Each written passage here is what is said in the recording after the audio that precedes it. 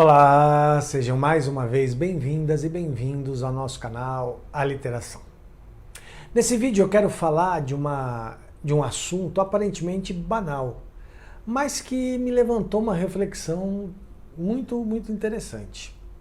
Na verdade, assim, eu sempre fico lendo notícias sobre arte ao redor do mundo, enfim, para buscar conteúdo para trazer para vocês aqui no canal, né? Então eu vou lá, vejo o que passa na imprensa, o que chega até nós aqui no Brasil, porque eu também não fico procurando em canais internacionais nem nada disso. Mas o que chega a nós aqui no Brasil de notícias sobre arte, sobre literatura, enfim, das mais diversas partes do mundo e do país. E na semana passada eu estava lendo uma matéria, né? Muito, como eu disse, que trata de um assunto aparentemente banal, mas que me trouxe uma reflexão que eu queria dividir com vocês. A história é a seguinte: existe no porto de Copenhague uma escultura da Pequena Sereia, que é de 1913 e que foi esculpida em bronze por um artista chamado Edvard alguma coisa, não lembro bem o sobrenome dele, mas enfim, uma escultura de bronze da Pequena Sereia, obviamente não a Pequena Sereia da Disney, mas do conto de Hans Christian Andersen. Então esse escultor dinamarquês fez lá, em cima de uma pedra no porto de Copenhague, uma estátua da Pequena Sereia. Muito bem. Em 2016, ou seja, 100 anos depois, um outro escultor faz uma outra escultura da Pequena Sereia num outro porto da Dinamarca. Né? A cidade é o porto de Aron, uma coisa assim, uma cidadezinha pequena na Dinamarca, e o cara fez uma outra estátua da Pequena Sereia. Um outro artista. E aí, os herdeiros do artista lá de 1913 querem que essa estátua seja demolida e processaram a cidade, enfim, pedem uma indenização porque estão dizendo que é cópia. Então, antes de levantar a reflexão para vocês, eu vou mostrar aqui para vocês a imagem das duas, uma lado a lado, né? Uma ao lado da outra, para que a gente possa entender para onde vai a minha reflexão. Então tá aqui, são essas duas estátuas.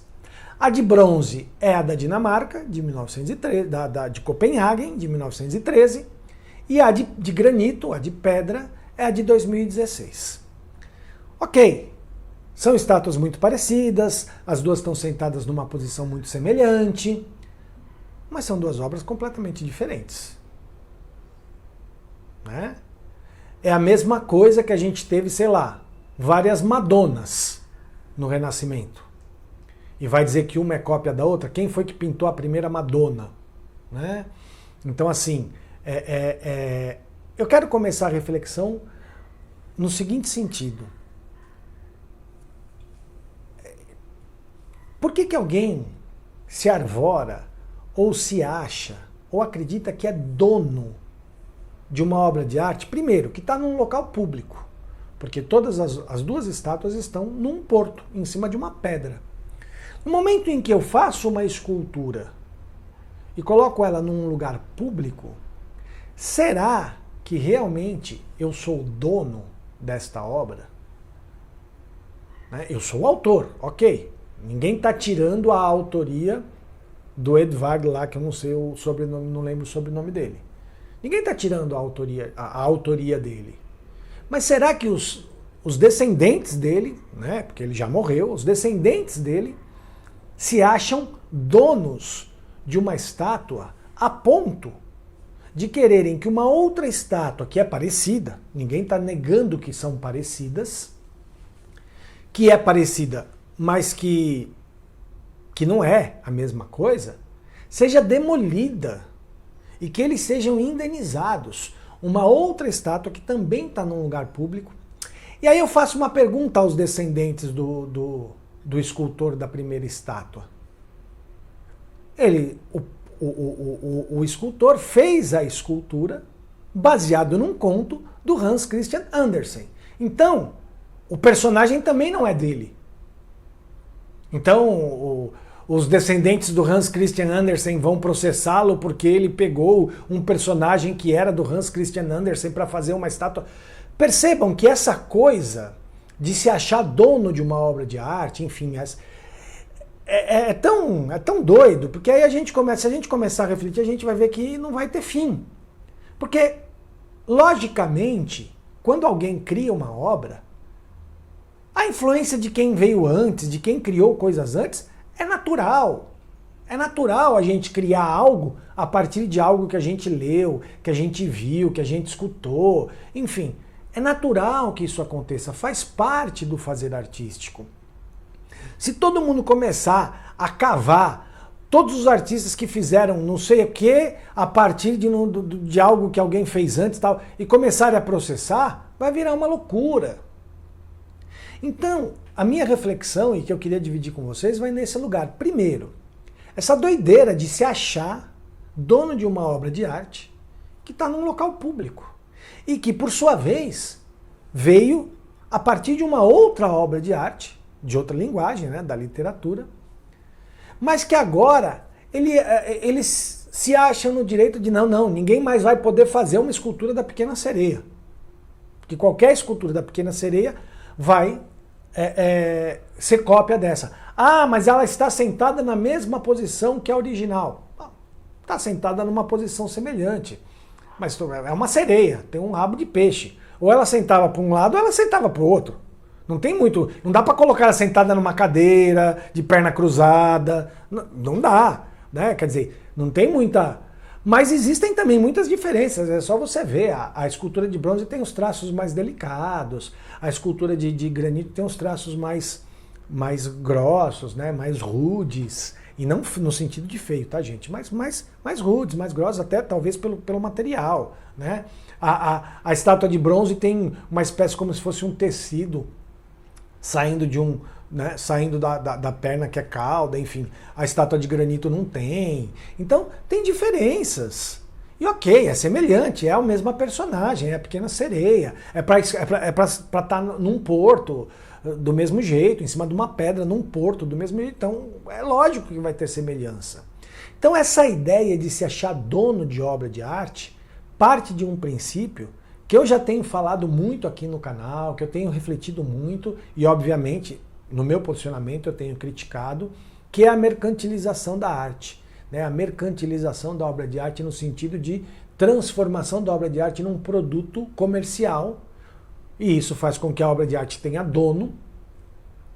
E eu não vou aqui aprofundar isso, porque eu já fiz isso em outros vídeos, né? Procurem aí no canal que vocês vão ver que existem vários vídeos meus falando sobre isso.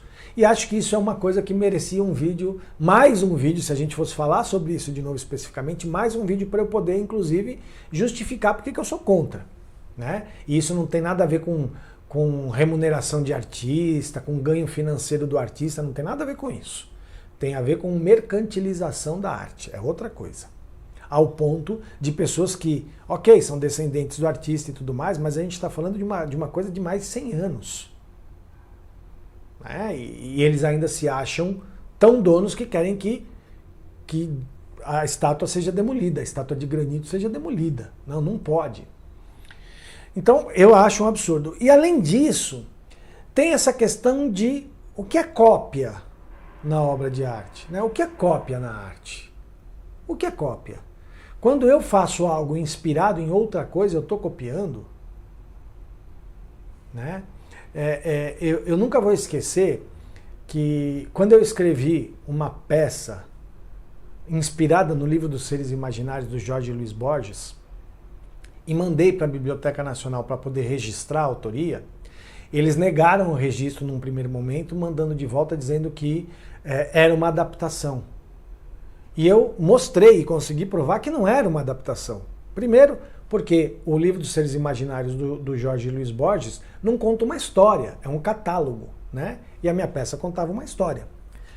E segundo, eu dei o devido crédito, dizendo que foi inspirado, dizendo que o livro que eles usam na peça é o livro dos Seres Imaginários do Jorge Luiz Borges. Então assim, eu em nenhum momento escondi de onde veio a inspiração para escrever a peça. Mas eu criei uma obra nova. E aí com todas essas alegações depois então eles viram que era verdade, enfim, né? e acabaram concedendo o registro. Hoje a peça é registrada no meu nome, enfim.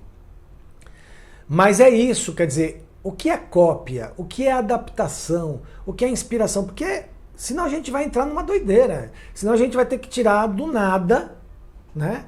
A partir de agora todo mundo que quiser criar uma obra de arte vai ter que tirar algo do nada, porque isso também, gente, tem a ver com um pensamento sobre arte, de que, não é tirar do nada, tira da realidade, porque a realidade está sempre em constante mudança. Sim, eu tiro da realidade. Mas mesmo que eu tire da realidade, eu vou acabar sendo influenciado por alguma coisa que veio antes. Como eu já disse, é natural. Então, esses dois pontos me vieram, né? Vieram a reflexão quando eu li essa notícia. Como eu disse, que é banal.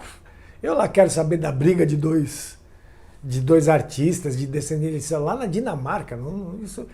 Isso não diretamente não afeta a gente aqui, mas afeta do ponto de vista de princípios de pensamento sobre arte. Porque o que a gente pensa sobre arte aqui no Brasil também está muito ligado a isso, né? Por outro lado, também a gente não pode esquecer que tem gente que se aproveita das obras dos outros para ganhar dinheiro.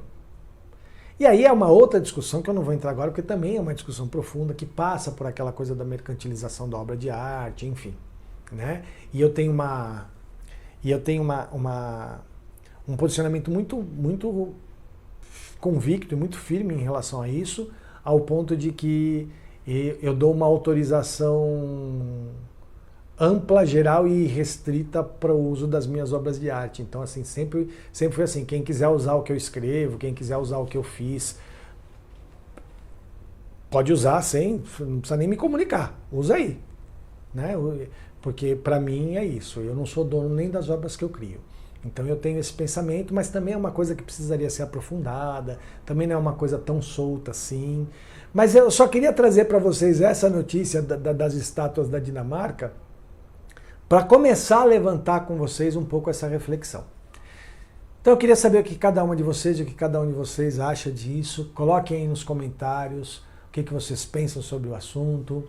Mais uma vez eu peço para vocês curtirem o vídeo, compartilharem, se inscreverem no canal. Se já se inscreveram no canal, divulguem aí o canal para as pessoas que vocês conhecem, para ampliar o nosso público. Visitem nosso blog, nossas redes sociais. Enfim, vamos fortalecer a nossa rede de reflexão sobre arte e literatura, tá bom?